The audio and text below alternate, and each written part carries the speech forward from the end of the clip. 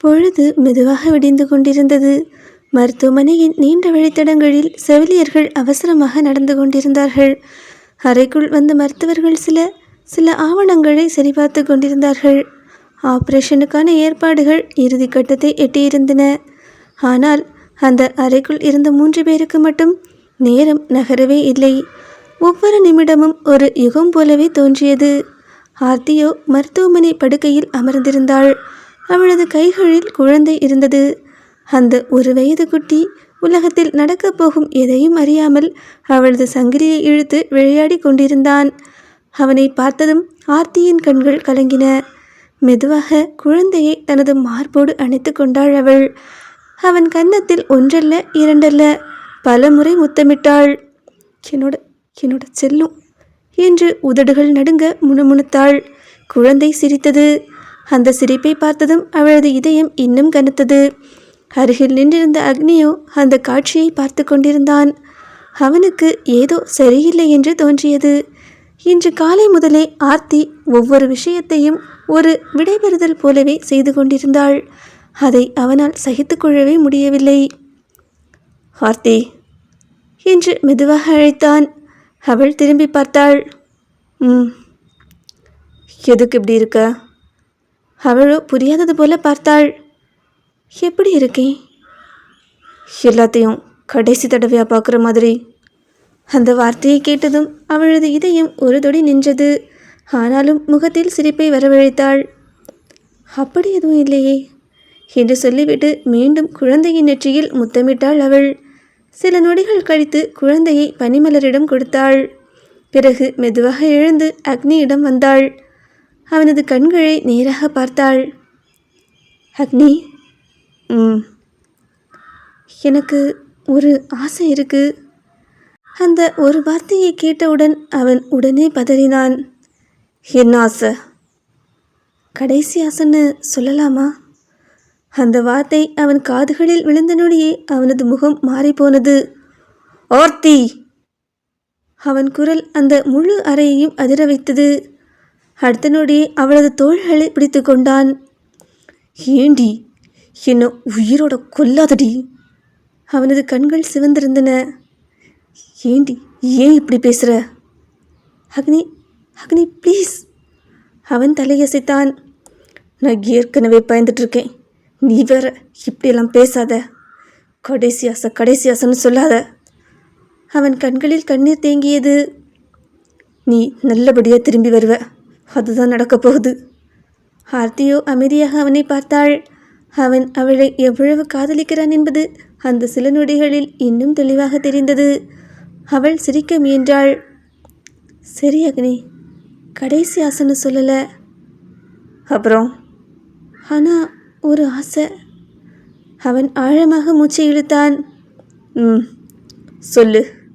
உனக்காக இன்னும் நான் என்னெல்லாம் செய்யணும்னு சொல்லு. அவள் கேட்கும் முன்பே அவன் வேதனையோடு சிரித்தான்.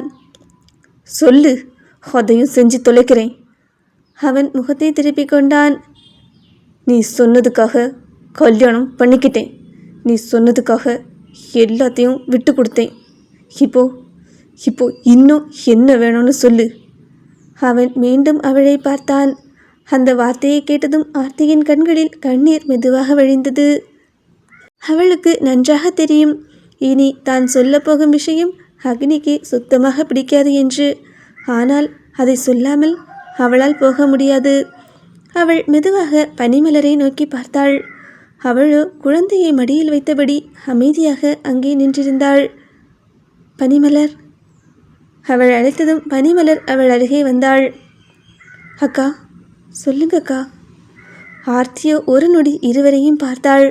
ஒரு பக்கம் தனது உயிர் அக்னி, மற்றொரு பக்கம் தனது நம்பிக்கை பனிமலர். அவளது உதடுகள் மெதுவாக திறந்தன.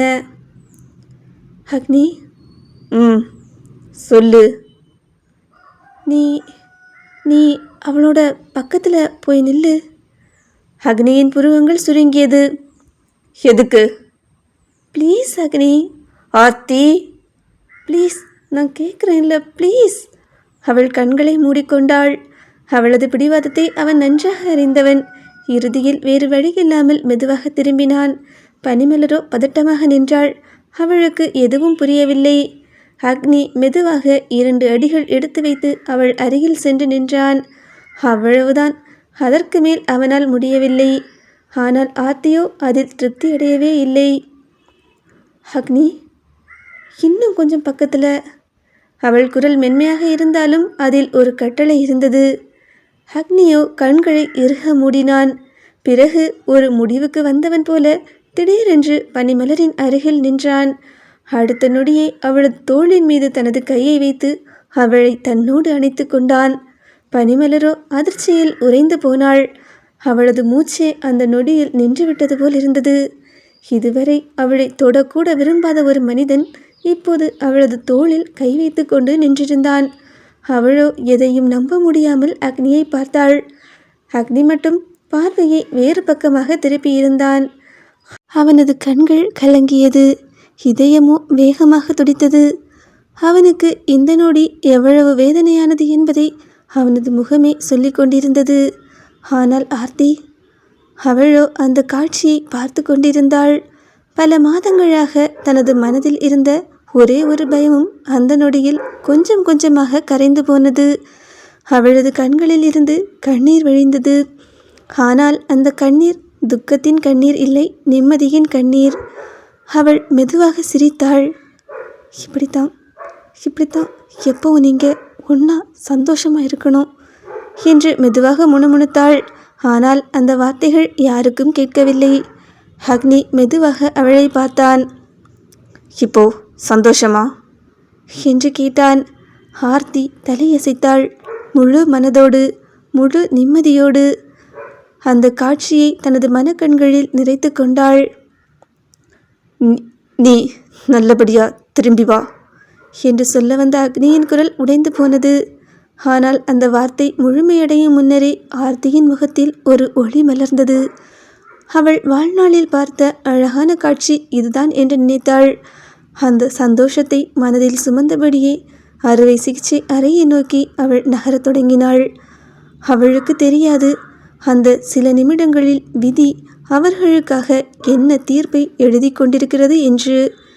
ஆர்த்தியை ஆபரேஷன் தியேட்டருக்குள் அழைத்து சென்ற பிறகும் அந்த வழித்தடத்தில் ஒரு விசித்திரமான அமைதி நிலவியது.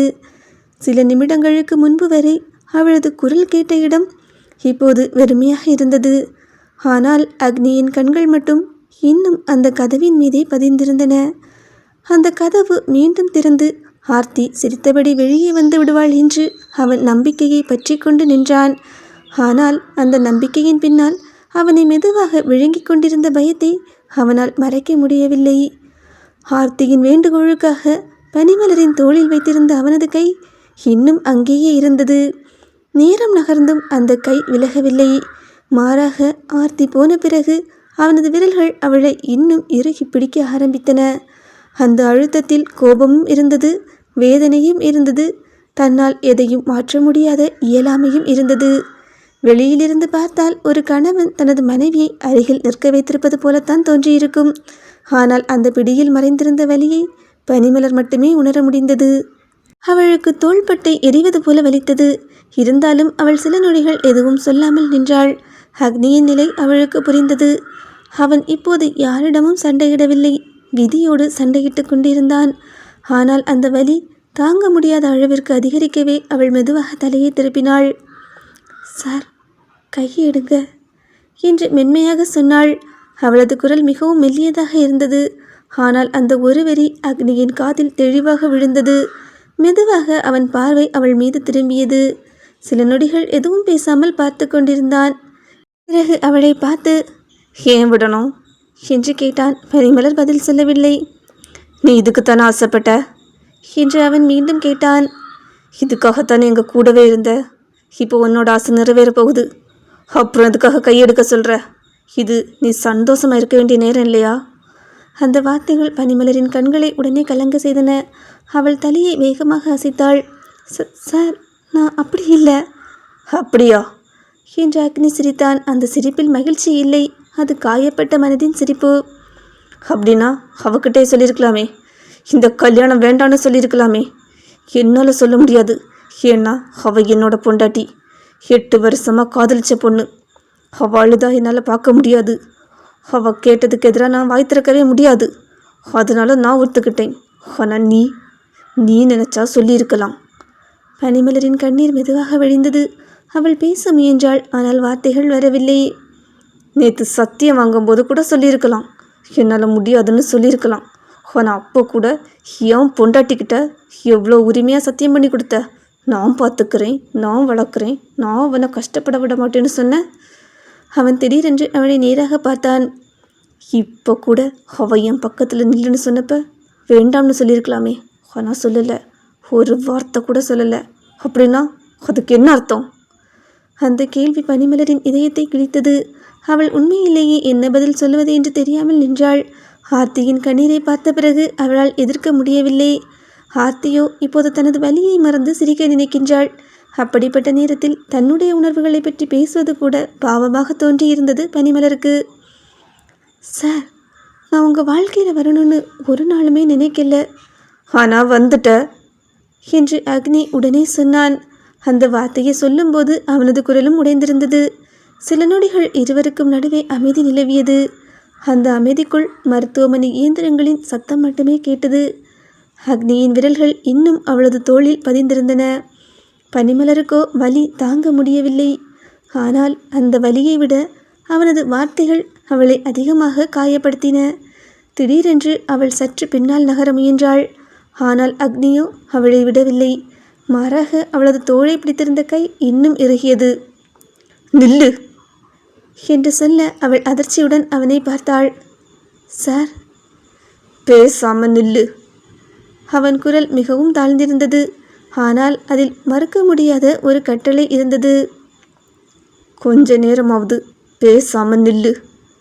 அவன் சொன்னபடியே தனது கைகளால் அவளை மீண்டும் அருகே இழுத்தான். அந்த கைகளின் அழுத்தத்தில் மறைந்திருந்த வேதனையை பனிமலர் மட்டுமே உணர்ந்தாள்.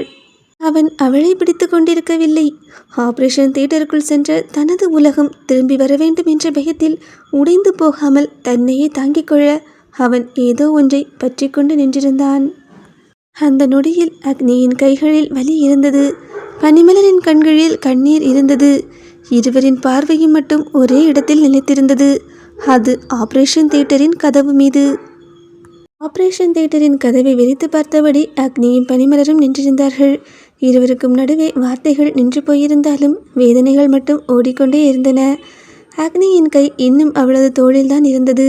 பனிமலரோ கண்களில் விழுந்த கண்ணீரை துடைக்கவும் மறந்து நின்றாள்.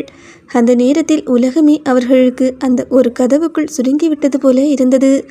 அப்போது திடீரென்று அருகிலிருந்த நாற்காலியில் அமர்ந்திருந்த குழந்தை அழ ஆரம்பித்தது. முதலில் மெதுவாக சினுங்கிய அந்த அழுகை சில நொடிகளில் பெரிதாக மாறியது. மருத்துவமனையின் அமைதியை உடைத்தது அந்த குழந்தையின் குரல். அந்த ஒரு நொடியில் இதுவரை ஒருவரை ஒருவர் பார்த்து பேசிக்கொண்டிருந்த இருவரும் தங்களது சண்டையையும் கோபத்தையும் மறந்து ஒரே நேரத்தில் குழந்தையை நோக்கி ஓடினார்கள்.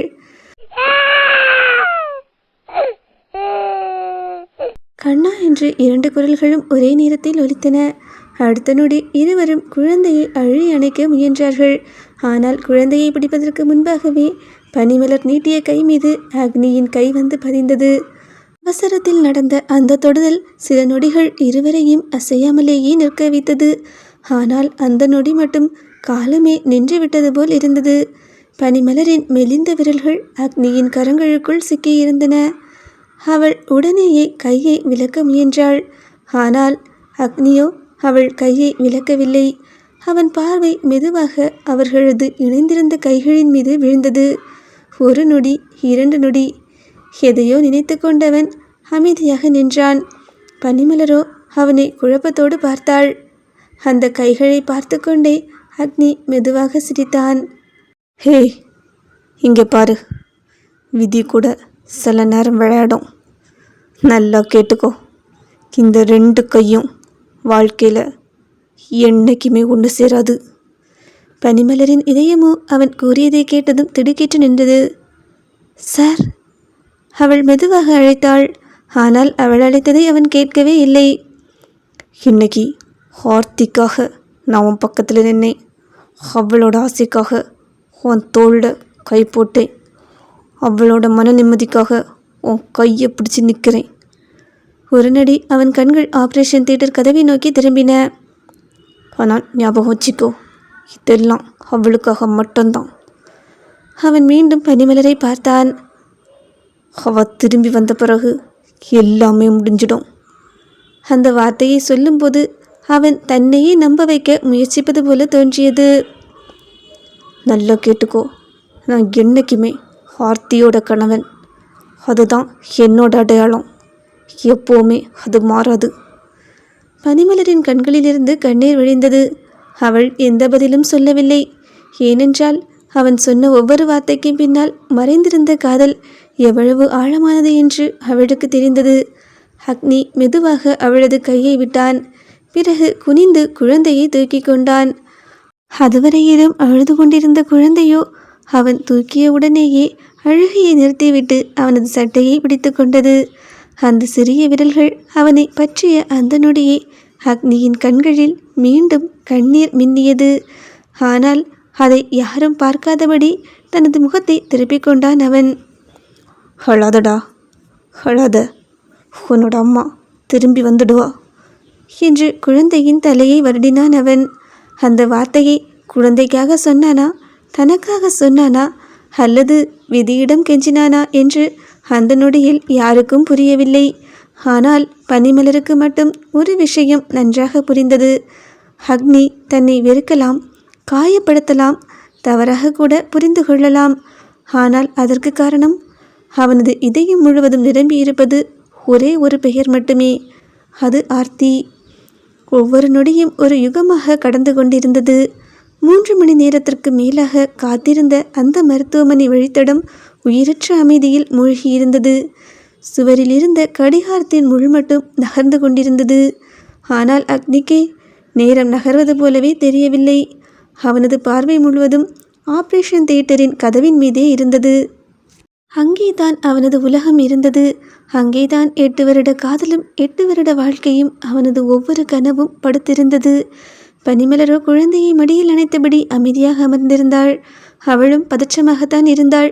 ஆனால் அக்னியின் முகத்தில் தெரிந்த வேதனையை பார்த்த பிறகு தனது பயத்தை வெளிப்படுத்தக்கூட அவளால் முடியவில்லை.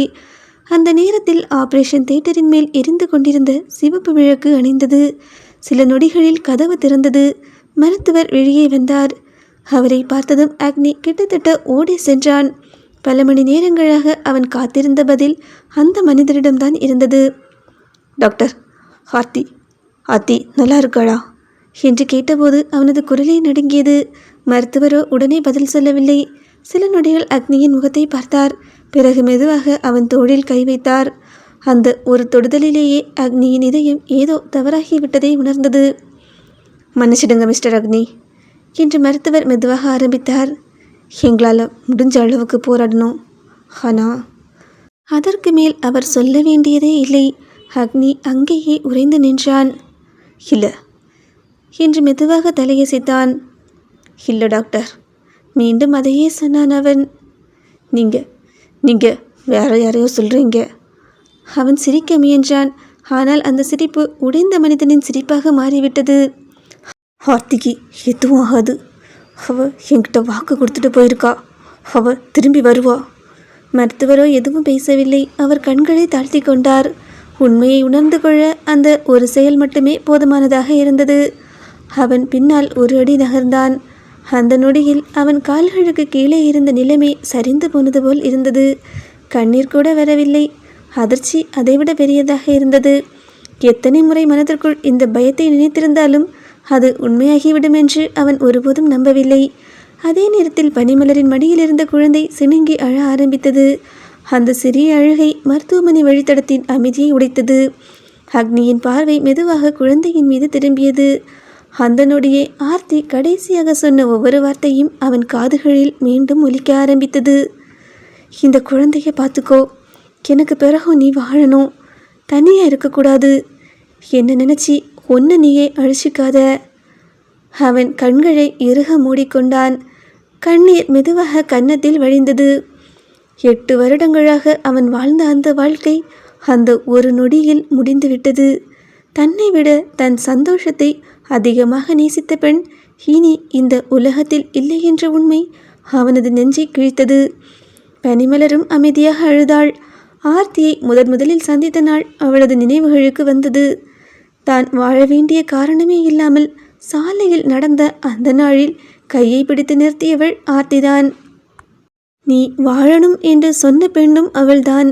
தன்னை தாயாக உணர வைத்தவளும் அவள்தான். இன்று அந்த பெண் இல்லை என்ற உண்மை பனிமலரின் இதயத்தையும் கனமாக்கியது. குழந்தையோ தொடர்ந்து அழுது கொண்டே இருந்தது. அந்த அழுகை மட்டும்தான் அங்கே உயிரோடு இருந்தது. அக்னி மெதுவாக நடந்தான். குழந்தையின் அருகில் வந்து நின்றான். பிறகு கைகளை நீட்டி குழந்தையை வாங்கி கொண்டான். அக்னி குழந்தையை எடுத்தவுடன் குழந்தை அவனது சட்டையை பிடித்து கொண்டது. அந்த சிறிய விரல்களின் தொடுதல் அவனை மீண்டும் முழுவதுமாக உடைத்தது. அவன் குழந்தையை நெஞ்சோடு அணைத்து கொண்டான். ஹார்த்தி ஹார்த்தி என்று உதடுகள் மட்டும் மெதுவாக உச்சரித்தன. அவள் கேட்கப் போவதில்லை என்பதை தெரிந்தும் அந்த பெயரை அவனால் விட்டுவிட முடியவில்லை. சில காதல்கள் திருமணத்தில் முடிவதில்லை, சில காதல்கள் மரணத்திலும் முடிவதில்லை.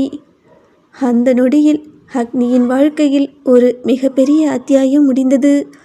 ஆனால் அவனுக்கு தெரியாமல் அவன் கைகளில் அழுது கொண்டிருந்த அந்த குழந்தையோடும் அருகில் நின்று கண்ணீர் வடித்து கொண்டிருந்த பனிமலரோடும் சேர்ந்து அவனது வாழ்க்கையின் அடுத்த அத்தியாயம் அமைதியாக தொடங்கியிருந்தது.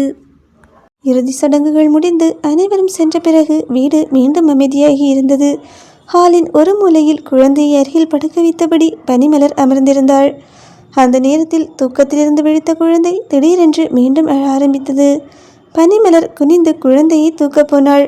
ஆனால் அதற்கு முன்னால் சோஃபாவில் அமர்ந்திருந்த அக்னி வேகமாக எழுந்து வந்து குழந்தையை அள்ளி கொண்டான். சில நொடிகள் குழந்தையை தோளில் சாய்த்தபடி அமைதியாக நின்றவன் பிறகு நேராக பனிமலரை பார்த்தான்.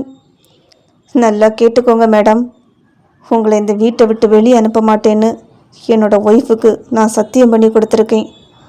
ஆனால் ஒரு விஷயம் மட்டும் நல்லா ஞாபகம் வச்சுக்கோங்க, நீங்களாவே இந்த வீட்டை விட்டு வெளியே போகிற நாள் சீக்கிரமாகவே வரும். அவளோ புரியாமல் பார்த்தாள். அக்னி குழந்தையை இன்னும் இறுக்கமாக அணைத்து கொண்டான்.